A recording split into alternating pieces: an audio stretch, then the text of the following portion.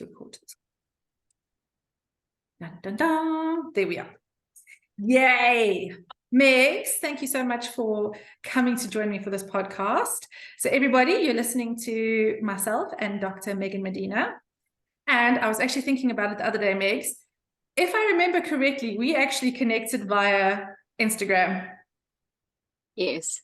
And it was like the most amazing connection tool. It amazes me how many amazing friends I have made through Instagram. So like, who says you can't find friends on Instagram?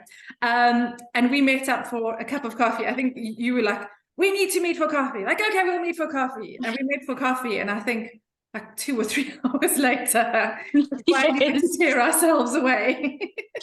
Yes. So lovely. Yes. Yeah. Like just 2 puzzle pieces that fitted together. So I'm so excited that you agreed to come and have an interview. Thank you. Thank you.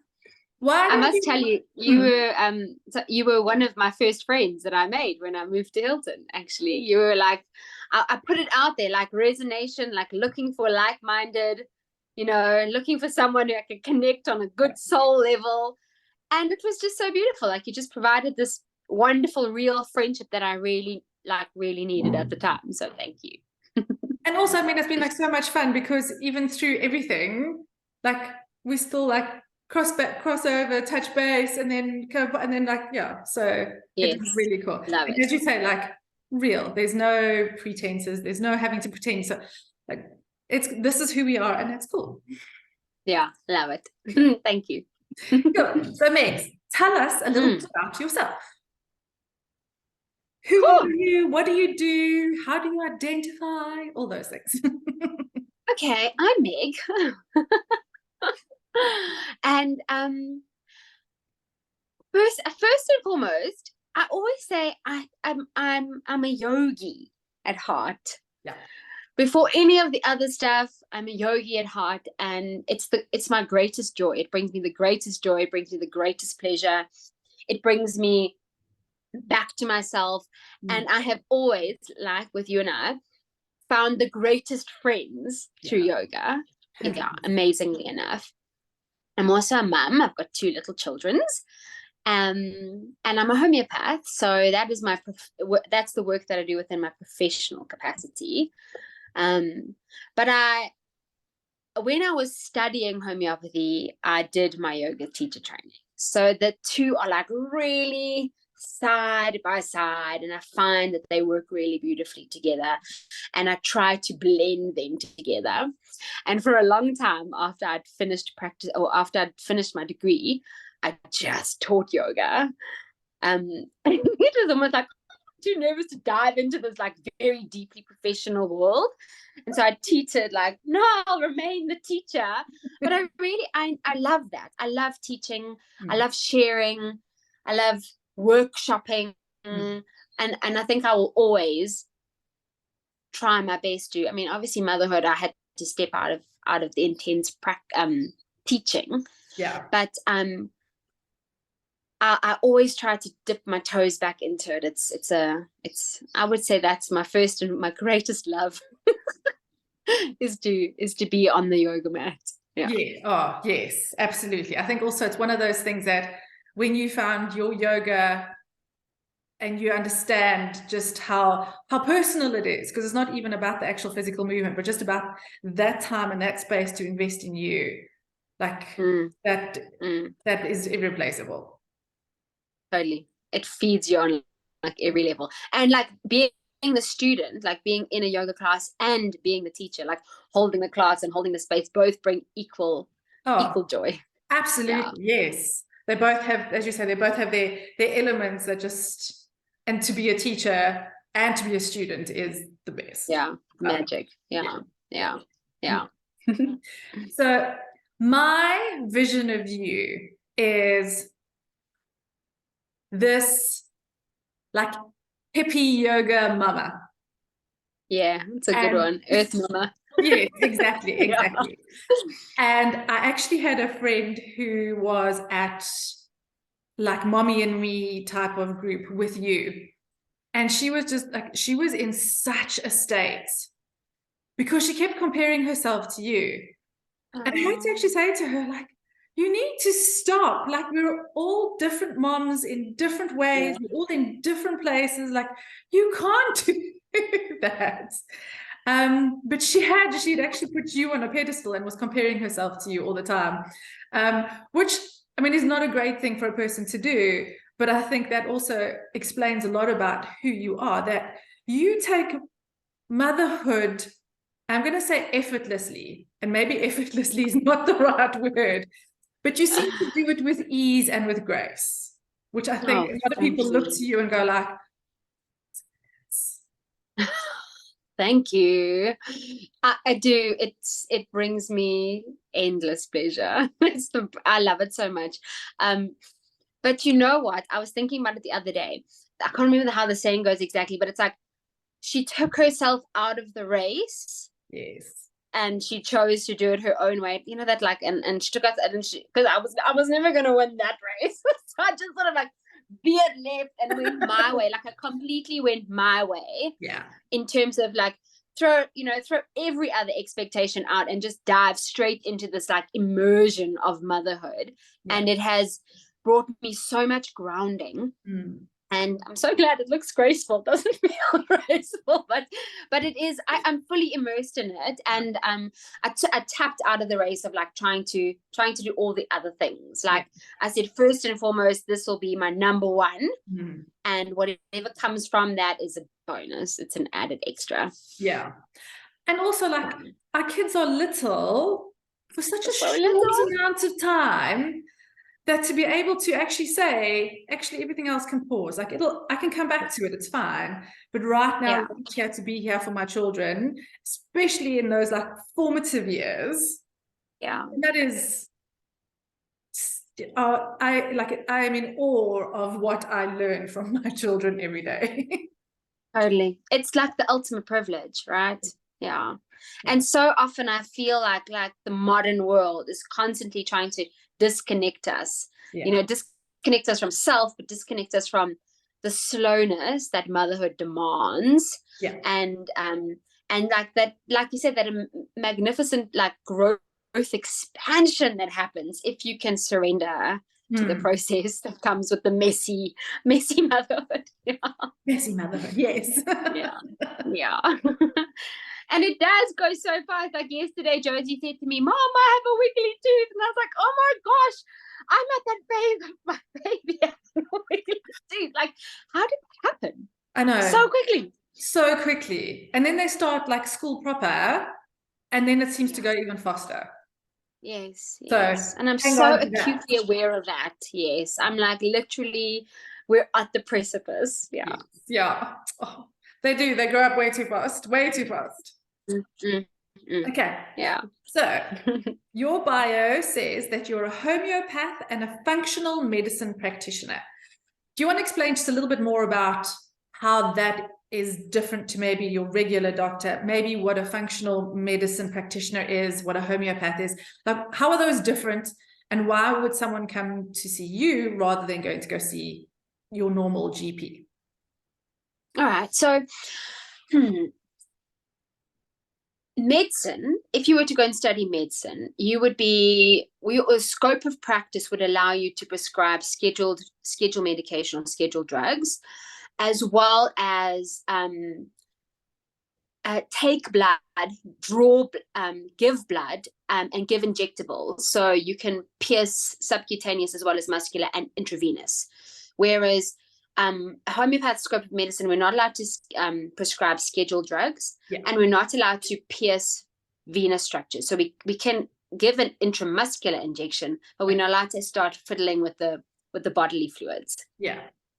And a GP or somebody who studied medicine has also had a lot of practice or their community service years within emergency medicine. So being able to, give oxygen, being able to do scopes, being able to, suture. So there's a lot more emergency medical support and care within modern medicine, as well as a scheduled drug prescription, which is not part of our scope of practice. Yeah. So homeopathy is we can support emergency medicine with remedies, but certainly not going to be life-saving, right? So homeopathic medicine is like cures like, so it's frequency and it's resonance-based medicine. So we're matching the resonance of remedy to the patient.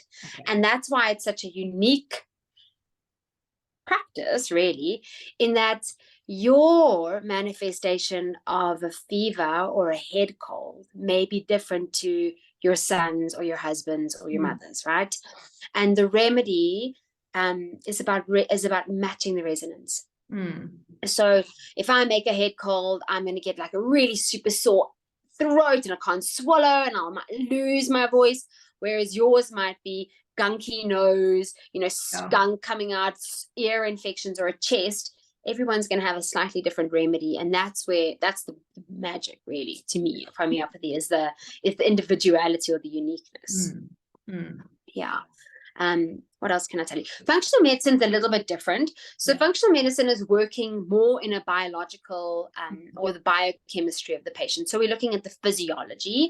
We're looking to support the physiology through mainly lifestyle changes, but a lot more like phytotherapy, herbals, and supplementation. So it's meeting the pathophysiology. So when our physiology starts turning a little bit towards the disease space or our insufficiency space, and the physiology is not operating optimally, functional medicine can plug holes in our buckets. Okay.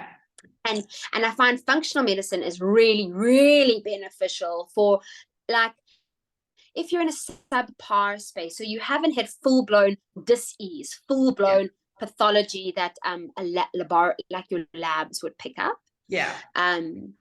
And functional medicine will say, or your GP practice might say, well, you're okay, you're not dying. It's not, you're not in dis-ease level right now. So I can't really prescribe anything until you're there.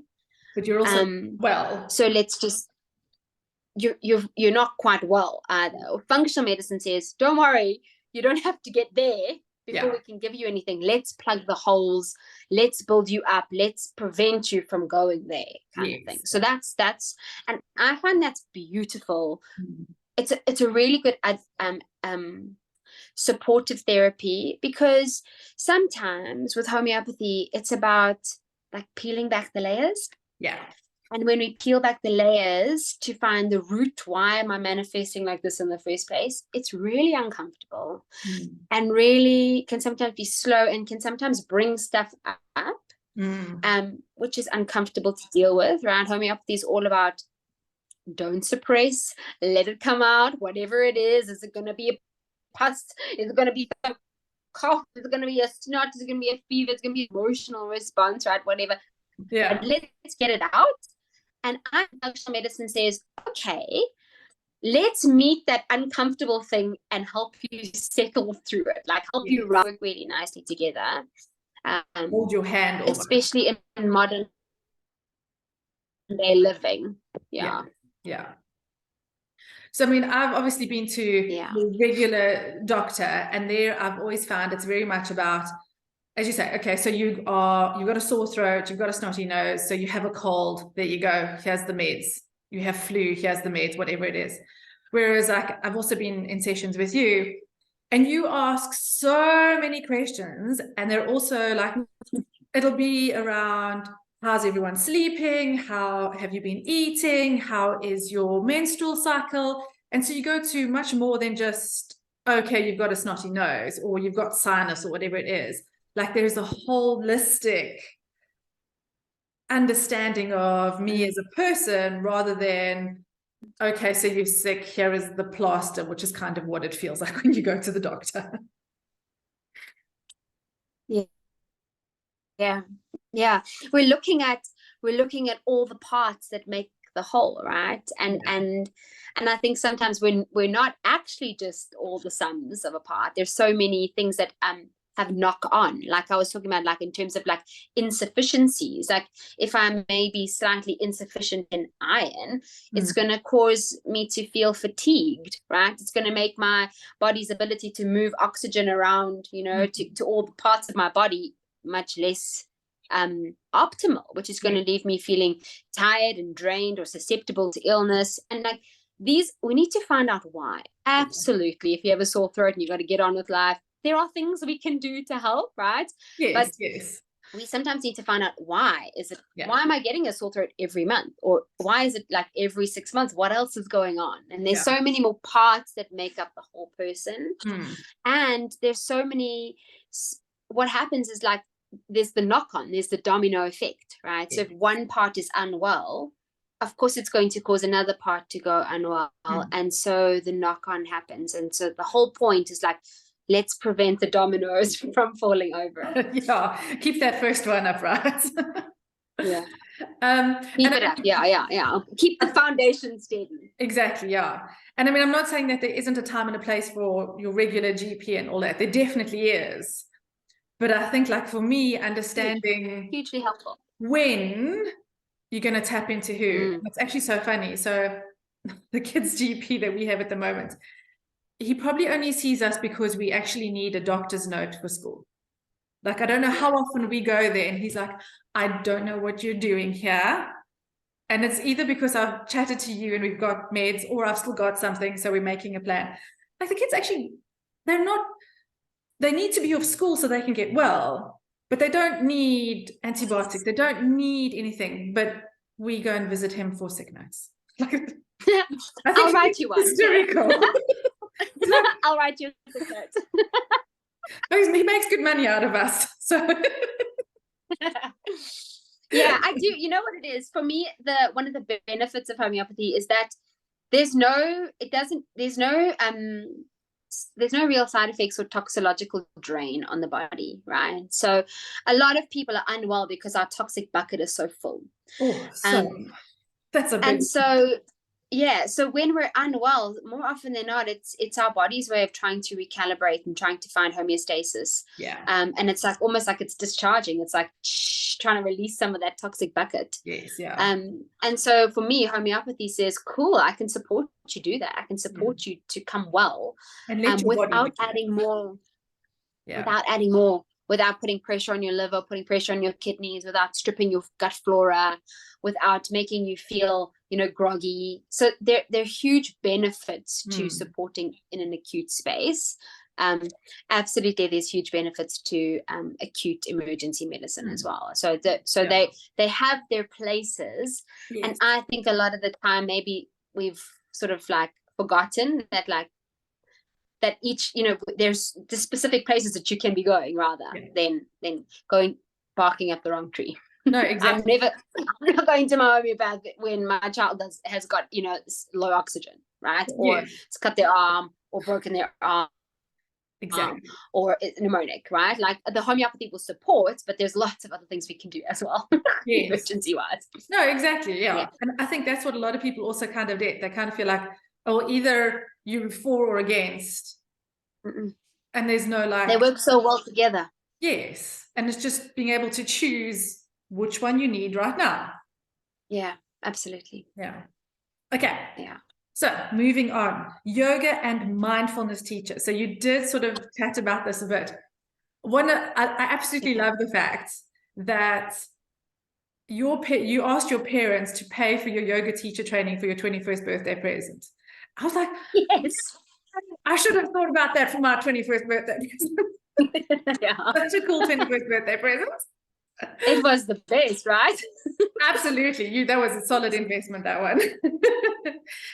And how do you find that the yoga and the mindfulness helps you when you're with your clients, helps you in everyday life, helps you being the best version of a mom that you can be? Yeah. You know what it does? It allows you to pause. It allows you to take a step, to not make the move, to not take a step back, to not take a step forward. It allows you to sit comfortably whilst things are going on. It allows you to sit without having to have to make a move, a drastic move or a reflex move. It's given me space within. It's expanded the bandwidth of my nervous system. Is the best way to describe it. It's allowed me to be like, the world isn't going to end. I'm not actually going to die. You know, I can sit amongst the fire. It's given me ability to push my limits of what's comfortable or uncomfortable. Yeah. And it's you know what, it's allowed me to see the bigger picture. That's what I find it does. It allows you to see the bigger picture, even with people, right? So often, you know, like a yoga teacher it's not about the good or it's not about the bad. You know, we can't attach ourselves to what is good and what is bad. It's about the whole, you know, the whole being and the whole person, and to eliminate that, like, that judgment factor.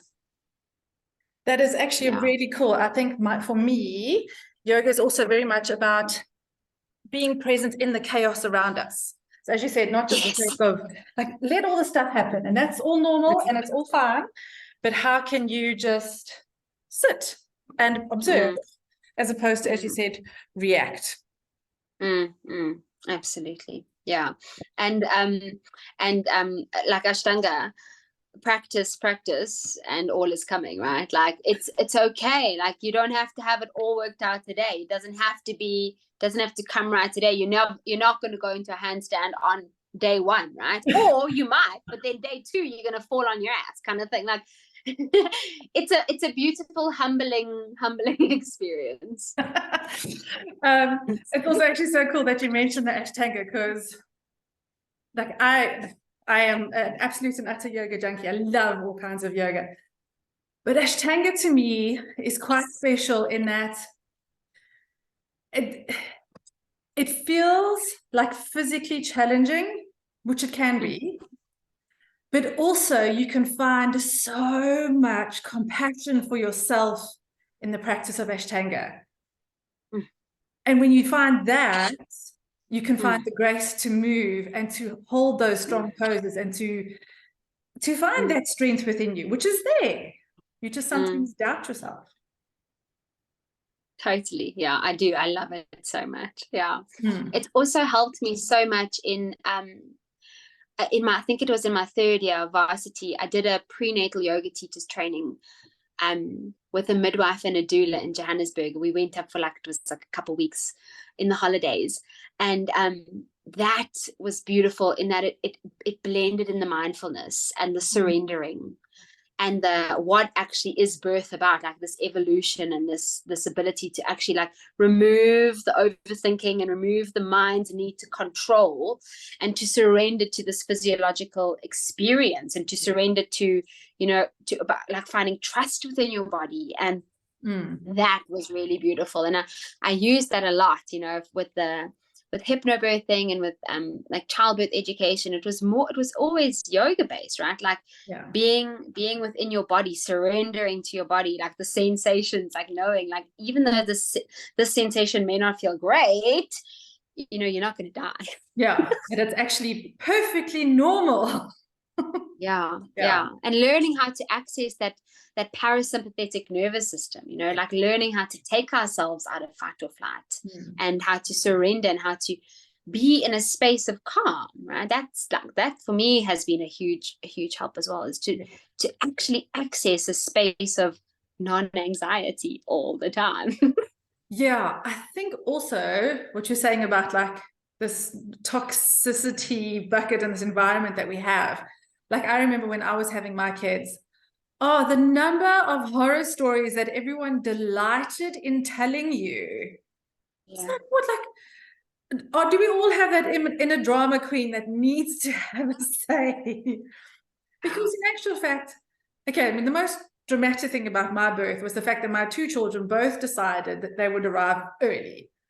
So like 5 weeks early and 4 weeks early. So that was a surprise, like, whoa, hang on, not ready. But everything, like there was no drama. It happened, they arrived, it was all good. And it just amazed me how many people like almost feed on that drama and then have to share and create that toxic bubble around something which is actually one of the most magnificent experiences of childbirth. Absolutely. Totally. Yeah. Like where does that even come from? Like, is everyone in competition with each other to outdo each other on the drama scale? Yes. Yes. Okay. Which brings us to the doula and childbirth educator, which I don't think you do quite as much as what you were doing a little while ago. But tell me a little bit about that and how that fits into everything that you do. Yeah, I think I was a better doula before I had my children, because I could, births always happen at 2:00 in the morning. They do. And you get called out, right? And you get called out and off you go, and you're like young and nimble and fresh and keen and like totally in awe of the experience and able to fully commit myself to that birthing couple. So I did a lot of births when I was still living in Umhlanga, just before I got married, and within the first year when I was pregnant with Joe's. But then after that, I had to backburn it, just because like it's impossible to be mothering and supporting people in labor. It's impossible. Absolutely. So it has gone on the back burner. I've done 3 births since, so 2 were in Hilton and 1 was in Derbs, and all like friends of mine, that like understood and got it and were happy to accept, that I'm like might have to have a backup or whatever. But that is beautiful work, but I think it will come again in like 10 years time. I'm super happy to still do, and I still do childbirth education, so helping parents feel empowered for the task of parenthood. Which is huge.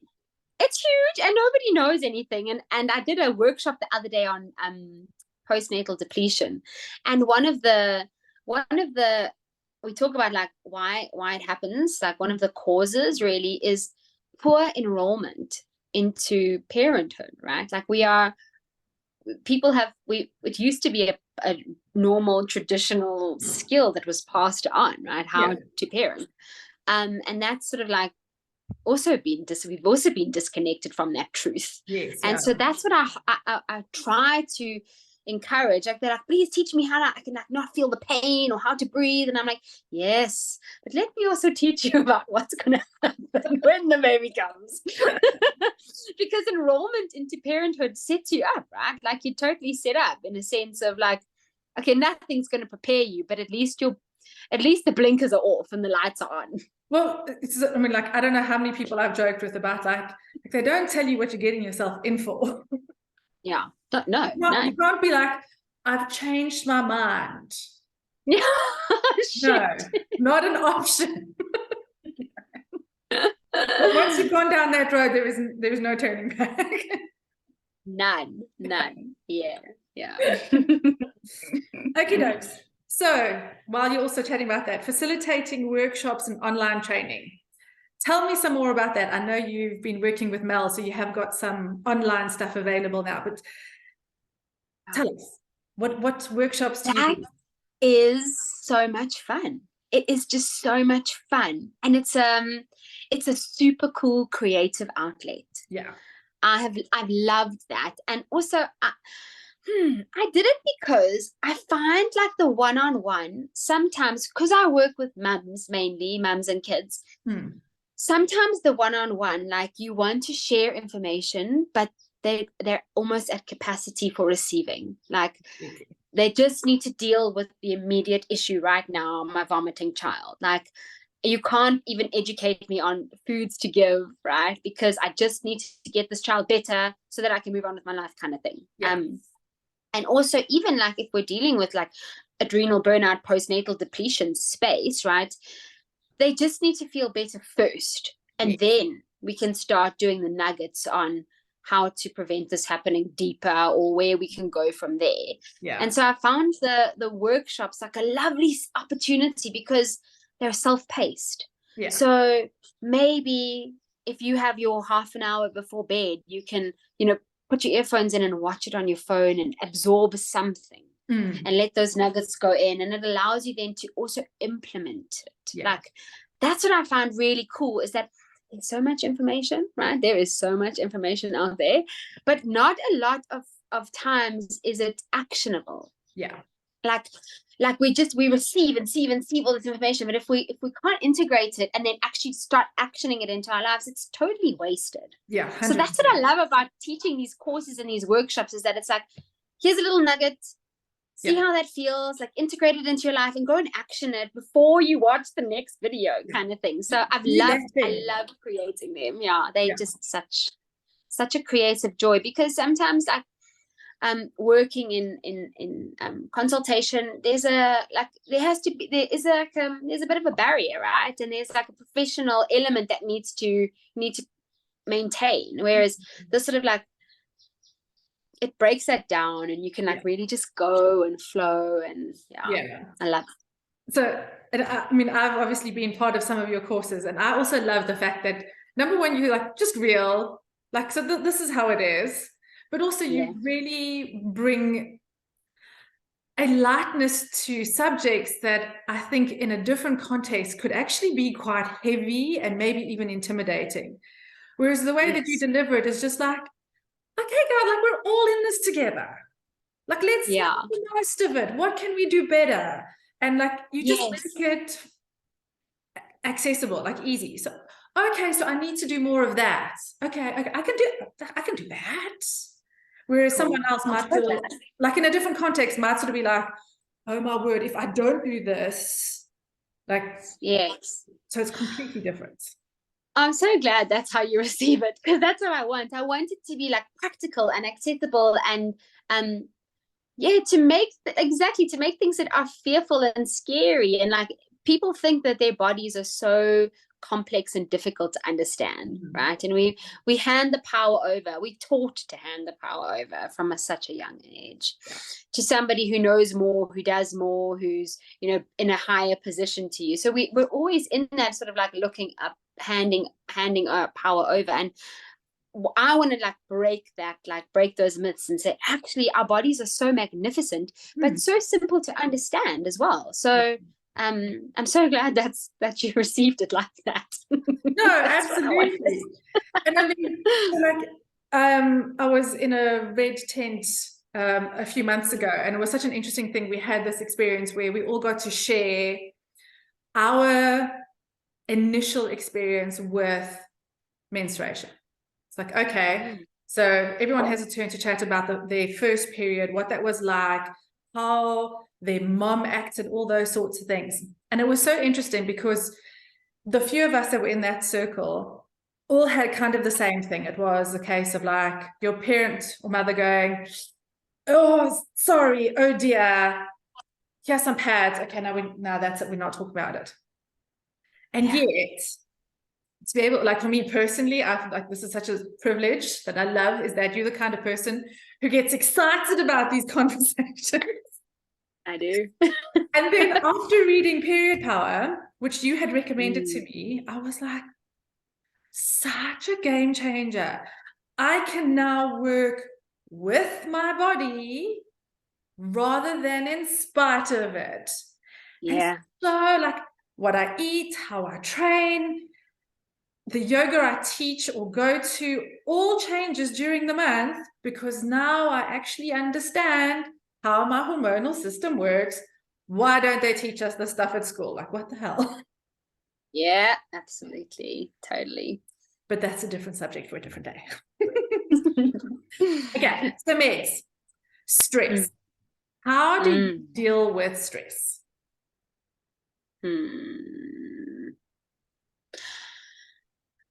If I'm feeling overwhelmed, which happens often, I go outside. I go outside, take a deep breath, and I disconnect from the chaos that is happening around me. So I'd literally say, I'll deal with y'all later, 5 minutes, and I'll go outside. That's like my, that is my, that's my like acute tool. That's like the first thing I'll do. How do I deal with it? Is I try to prevent it from happening as best I can. with solid advice, but not always possible. Not always possible, no. But with understanding how the body works, right, and understanding triggers for like what is stress. Stress is just it's an increased demand. Like the body has an increased. It needs to do. There's an increased need for the body, right? The increased need for the metabolism. The whole body is like something is putting me under pressure. So for me, I'm like, how can I eliminate pressures? How can I eliminate things that are putting added pressure? Or how can I expand or increase my resistance or my resilience to it? That for me is a big thing. So like, I try not to let myself get into the point where I'm at breaking point or at shaking point. So it's like understanding my cycle is a big thing, right? Yeah. Understanding the importance of stable blood sugar is a big thing. Understanding the importance of remaining hydrated. they're like, those are like, they're part of my everyday living, like eating and breathing and sleeping, or, you know, walking. Yeah. It's also, have I eaten? Have I gone to the loo when my bladder was like, hello? Like, it's learning to meet myself where I am all the time. That I find to be really helpful. Yeah. And I think eliminating triggers. Yes, but a lot of that also is like, as you say, like understanding how the body works. And I think so with my coaching, a lot of the time I'm like, when you're feeling particularly anxious, have you had enough sleep? Have you had lots of water to drink? Have you stayed away from caffeine? What have you been eating? Like, these are the basic blocks. And everyone kind of looks at me like, that's too simple. I'm like, no, those are your first go-tos. If you are tired, that trigger is like close to explosion. It is like such a hairline trigger. Like, you could just touch it and it'll go. Whereas if you've had a good night's sleep, you're more resilient. You've got that buffer. Yeah. So those basic foundations are so critical. They're so critical. And also it's reevaluating what is actually important to you. And for me, it was like, okay, I'm not gonna shoot the lights out there or there or there. So I'm actually just like I jumped out of that race. Like, I'm not even going to pay attention to that, and I'm going to serve my basic physiological needs first. Yeah. And like, if we think about like Maslow's hierarchy of needs, like base, like we're going nowhere if the base is not full, right? Like, have I eaten? Am I clothed? Am I warm? Am I grounded? You know, are all my basic physiological needs met first? Yes, cool. Then I'm like way ahead of the majority of women rolling around, right? So I can step up, so I can handle a little bit more. And then, you know, then it's like, for me, it's totally foundational based, as I find that to be really helpful. And the other one was totally eliminating unnecessary stresses. So I really hate going to noisy places, so I don't go to the shops. I really hate small talk, so I try not to go and hang out in the car park or go to kiddies' birthday parties. Like, those are just things that I've done, because I'm like, otherwise I'm going to burn myself out and I'm not going to have the capacity to do the other cool things that I like. And there's no joy in those things anyway, so why are you doing that? No, exactly. So would you say that you have actually ever suffered from burnout?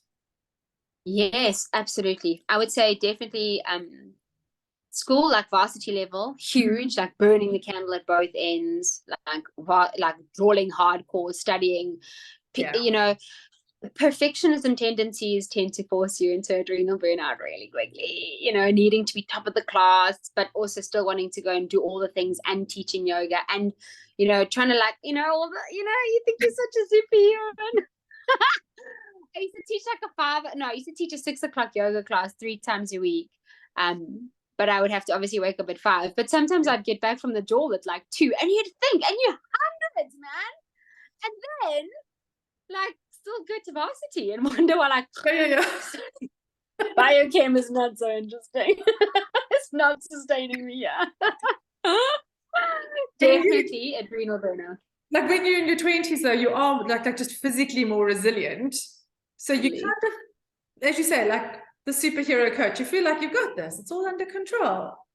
Absolutely. And I suppose, like, how our bodies manifest burnout, like, you know, or start telling us that things on the way, like getting sick, or, you know, you still have the ability to take days off, you know, to get sick notes, to lie in bed, to have chicken soup, you know, to do all those things. But like when you're a mom, there's no sick days, there's no time off, there's no ability to recuperate. So you do have a little bit more in your pocket for survival in your 20s. Totally. Yeah. And then I think again it hit me really hard was after Josie was born. I would say adrenal burnout is the same thing as postnatal depletion, right? And just the no sleep and the living on caffeine and the not prioritizing nourishment and feeling alone and feeling, you know, overwhelmed by all the things that needed to be done. You know, it sends you so quickly. Yeah. 100%. I know.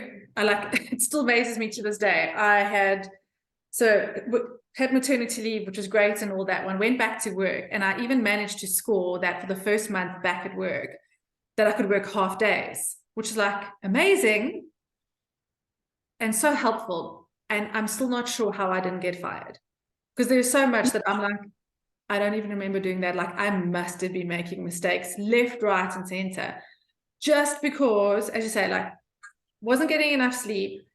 And not for lack of trying, just like you have a small child who demands your attention. Hadn't been eating enough because I hadn't prioritized myself. I've got the small being that I have to keep alive, so that always got the priority.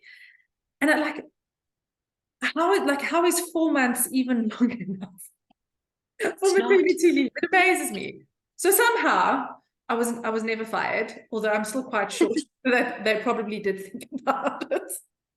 But yeah, and with Tom as well, I also suffered from the postpartum depression, and it was just like all these things, and like now you're this new mom with this new child, like doing this new stuff, and like you can understand why so many moms actually do end up there. Like it's almost crash and burn completely. Like if I am now, like I would have fired myself, like totally, because like I look back and I'm like, okay, cool. So I was able to sit and hold capacity for the patient and be with the patient and be in that space, like totally and utterly, and find the remedies and be available. But then all the other things that come with running a business, like, so I lost my certificates. Like, how do you, I just lost them. Like I've misplaced them. I did like absolutely zero bookkeeping. So like 2 years worth of like tax returns have like gone to, I don't know where they are. Like I would fire me right now. Like that meant like I just like anything that wasn't vital to survival at that time just fell by the wayside. Like totally and utterly. Like I'm like, shit, where did I put, you know, like sorry, that documentation should go. No, that's crazy. What it is, what happens, right? But we made it. We've made it, so we're okay.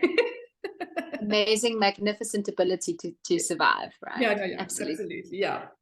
So, what does it mean to you to live in your brilliance? Oh, how amazing. I love that question. To be honest and to be truthful for me. And that comes with huge compassion as well. Yes. Like I feel that if I'm honest with myself, if I'm truthful, even if you don't like it, even if it doesn't look good for you, even if maybe I dropped a ball in terms of pleasing you, but I feel like I've met my needs and the needs of my family, then I feel like, yeah, I'm in my brilliance, because so much of like woman issues and maternal issues are self-sacrificial and like changing who we are to help somebody else, to the detriment of ourselves and then the detriment of our families. And it spirals and it happens so quickly. And then like 10 years down the line, you're like, who am I? Like what are my values? What are the things that make me feel like I'm being honest with me, like my internal person? And that's what I feel like I deal with in practice a lot, is women who've just like surrendered so much and are lost. Yeah. And to find your way back to you. And that's really hard if you've spent 40 years of your life pleasing or following somebody else's rules, or just doing the right thing, you know, deeply, or just being the making good me happy girl. first. Yeah, and for me, being in my brilliance is actually not, right. It's saying taking the day off. Yes. I'm not, and or it's saying I'm not subscribing to a size 10 perfect body anymore. I'm over that, right? I'm okay with maybe being two gene sizes bigger, but like feeling nourished and grounded and happy in my body and having capacity to do all the things. Like to me, brilliance is a sense of honesty that comes with maybe ruffling feathers a bit. I like that one. But also it highlights a lot of like how much we live in comparison. Yeah. And we don't need that. It's like we do not need, that's just another layer of pressure that we put on ourselves that we don't need. Like we got enough to deal with. We don't need that as well, which we take on. Like that's 100%, we have to take ownership of that. Like we take that stuff on.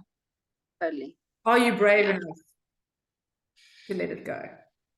Yeah, we actually, this was one of the questions that was asked at the dinner table over the weekend. It was, there was somebody who listened to a podcast, and it was like, are you proud of yourself? Yeah. Right.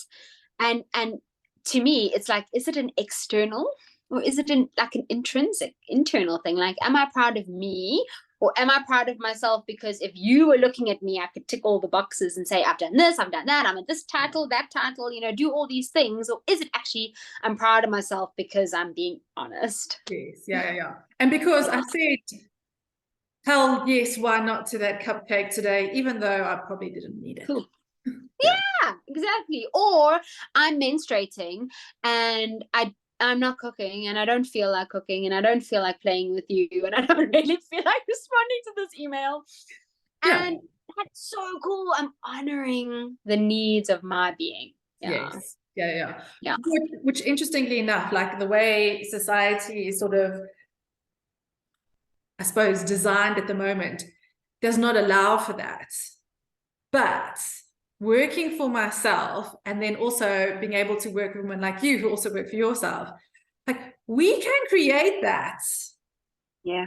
And if we can create it, it also gives permission to our peers, our friends, our sisters, our mothers, dare I say, and for our daughters especially, that they can create the same thing too. This hustle of working from 9 to 5, it's outdated. It needs to move on. Yeah, totally. It's like, it's being a game changer or a curse breaker, right? Like I feel like we really are at the precipice of, particularly our generation of women, right? We're at the precipice because we still see our parents and how they operate and how they're stuck, right? Yeah. And it's and like friends, you know, who are being influenced by that intense generational like pressure. And then like you being the person saying, no, I'm not lazy, I'm not being lazy, I'm just working in accordance with myself. And and it can be very, very uncomfortable for people, like really uncomfortable. And I spoke about this the other day. It's like this incredible need to be busy all the time. And why? Like, why is it? Because number one, it gives you such a kick, like you feel like productive, so all your like serotonin, dopamine levels are being hit. But then secondly is you don't have to deal with stuff that's going on in your mind. You don't have to go there, right? You're just like, I'm just gonna be busy and do all things. And it's just a good way of distracting all of that. yourself. Yeah.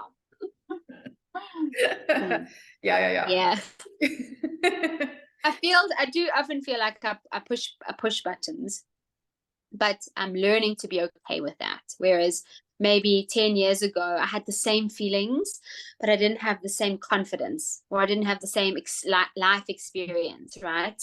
Yeah. Whereas now I'm feeling confident enough to say, oh, okay, I'm going to do this differently. Yeah.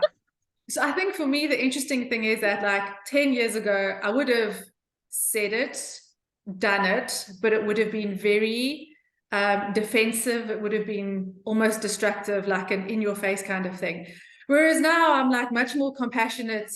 So that, like, definitely that was like the masculine energy 10 years ago. Like now I'm much more into the feminine, like, this is what I'm choosing. Yeah. And you're either on board or you're not, and that's okay, because this is what I'm choosing, because I know that for me, this is the right.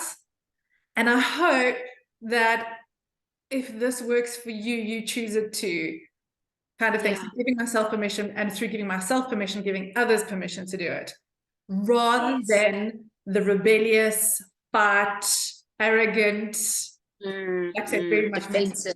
Yes. Yes. Now it's actually more about, and I mean, it probably just comes with age and experience and all those sorts of things. But now it's like, as my kids are like, you do you, Brew. Like, you do Yeah. you. So true. Yeah.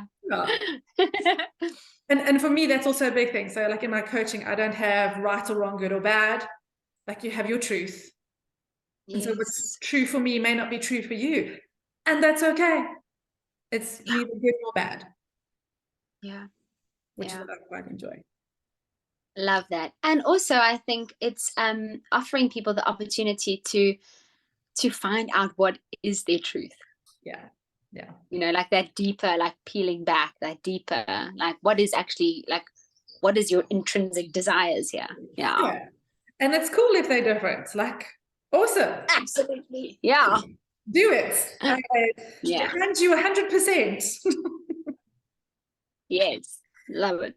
Megs, is there anything else like around stress and burnout and any of that that you just want? Any last snippets? Yeah. I think if we have to look at it on a physiological level, right? Burnout is it's a product of a lifestyle, and it's basically your body's way of saying enough.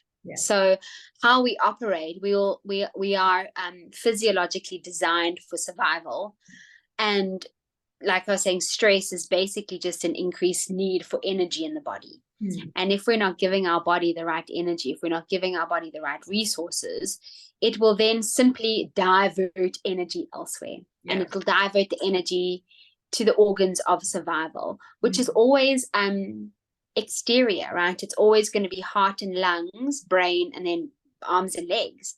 And our internals, or our organs that are not vital for survival, like your digestion and your detoxification and your lymphatic system, your immune system and your reproductive system, is just going to like start shriveling, because all energy and nourishment is going to move away from that.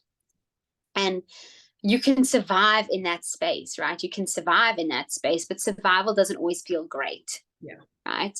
And if we look at like dis-ease to depletion, dis-ease is like I'm tanked, like I literally have no more, where depletion is insufficiencies. So I'm getting a little bit less of this, a little bit less of that, and the longer we go on the less, eventually we will become completely burnt out, or in a space of dis-ease.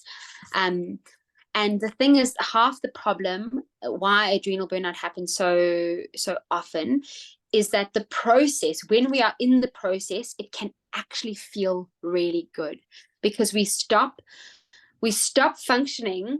It can feel really good before we hit that, right? We stop functioning with from our adrenal glands take over. Okay, so adrenaline and cortisol take over pretty much all the other hormone organ functions, right? And adrenaline and cortisol can make you feel good. They're anti-inflammatory, they give you increased brain power, they give you mental clarity, they give you this burst of energy. So you feel great whilst buzzing off adrenaline and cortisol. It's just, the problem is that it's a false sense of reality, it's a false sense of greatness. And then when you're not able to manufacture anymore, when you can't get to that point anymore, the come down is so hard. And I think that's half the problem, is that a lot of people are operating there. They're in this space of, we're living on our adrenals, we're living through adrenal cortisol crisis. Yes. And I'm actually cool. What you talking about? I'm hundreds. I feel hundreds. I don't feel the pain in my knees, I don't feel these things. I'm not hungry. I can go all day long. And unfortunately, always what goes up must come down. And that's why I think we're all falling so quickly, is that once it's gone, it's gone. And then, like, from personal experience, that road back Hard. is not just a 2-week holiday. Like, no, like not. And I think that's the thing that a lot of people underestimate is the effort required to get back to being healthy and thriving as opposed to surviving. Yeah. Like, yes, it's absolutely doable, but it takes hard work and it takes time. Yeah. Which most people are not prepared to do, right? Because we live in such a quick fix world. We live in such a instant gratification world. And when you feel horrendous, you want to feel better now. Yeah. And so basically the idea is to foundationally, if you are in adrenal burnout, is your bucket is now like super leaky, like the holes in the bucket are huge. So fill the bucket, and that takes a lot of work to fill the bucket, but you don't necessarily feel better when your bucket's full, right? We're just doing the structural work, right? We're just putting the little plasters there. Then we need to put all the stuff back in the bucket before you start feeling good. Yeah. No, it takes time and effort, but like 100% worth it in the long run. Because like personally, I like look back and I'm actually so amazed at what I was functioning at as to how I'm functioning now. But I'm so glad I took the long route because it's also much more sustainable. Much more sustainable, yeah. And you're no longer reliant on like chronic meds, or I mean, meds are beautiful and they hold you and they plug you for a bit, but you don't have to be reliant on them forever. Exactly. Yeah. And that has also been a surprise for a lot of people. We're like, no, but have to be on antidepressants and like, not forever. And so long as you're doing all the other stuff, those can support you until you get to that point. Yes. Yeah. It doesn't have to be a lifetime subscription. No.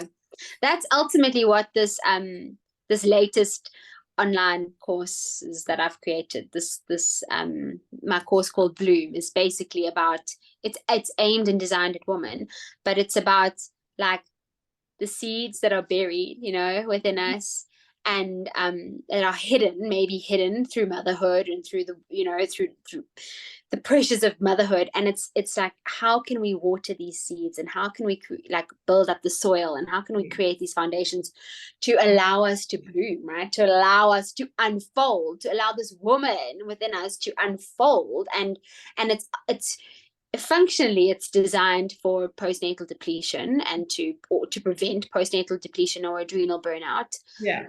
But on a more like emotional, mental level, it's like finding you again, like being able to bloom and come out of this like martyred space of motherhood, really. Yes. Yeah. That sounds very exciting. So exciting. So exciting. So tell us, where can listeners find you? Instagram, websites, all those good places. So websites, there's all the information on my website, and all my courses are on my website. And then I talk a lot, do a lot of talks on my Instagram page, which is Dr. Megan Medina. And then my latest Instagram page, which is with a friend we've created together, called Mother Nourished. And it's like our passion project, where we share ways to nourish the mother, right? Ways to bring her back and to support herself. And we do lots of like interviews and chats and sharing nuggets there as well. Yeah. Beautiful. Yay. So we'll put all that info into the show notes. Everyone has got that, so they can find you easily. Awesome. Thank you so much. Thank you. I love chatting. Me too. I love chatting to you. Yeah. I think also, as you said, like we're quite like-minded souls, and we have, I don't know, like an energy or something that we can complement each other, which is really great. Absolutely, yeah. And I think the desire, ultimately, the underlying desire is we want to see women in their best, right? We want to support women through all the ways, and it's a beautiful passion to have, I think. Yes, 100%. Women supporting women. Yeah. And I like that bloom, like that's such a beautiful feminine word for women, is to encourage. It is. Bloom. Yes, I love it. I'm so excited to see where it goes. Yay. Well, we'll have to keep tabs of you on Instagram and see. Thank you. Thank you, Megs. Really appreciate it. Really appreciate it too. Lots of love. Great. You too.